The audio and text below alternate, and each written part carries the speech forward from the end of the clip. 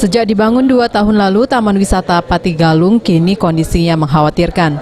Tampak semak belukar tumbuh dan sebagian tugu dicoret oleh oknum yang tidak bertanggung jawab. Terletak di Jalan Sudirman, Kelurahan Patigalung, Kecamatan Prabu Muli Barat, kawasan konservasi tersebut merupakan kawasan hutan campuran kebun karet seluas 4,6 hektar dan dibangun atas kerjasama pemerintah kota dengan PT Pertasam Tangas.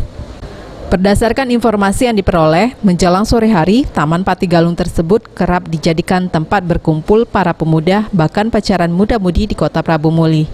Mana kalau dulu? Kalau dulu banyak pengunjung, kalau sore kan anak-anak cak aku inilah. Bersih tempatnya. Yo kalau dulu lumayan Kak, ada petugasnya kan tiap bulan tuh. Kalau ini lah jarang. Bersih ya? Ya. Kalau sore masih ada orang nggak di sini? Masih kalau punya tanggung tuh kan. Apa ini?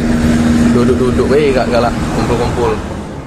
Sejatinya Taman Patigalung ini dibangun untuk masyarakat Prabu Muli yang ingin berwisata menikmati rimbunnya pepohonan atau sebagai ruang terbuka hijau. Namun keberadaannya kini mulai diabaikan. Masyarakat berharap Taman Patigalung yang dahulu sempat menjadi primadona ini dapat difungsikan seperti semula. Beni Firdaus, PAL TV.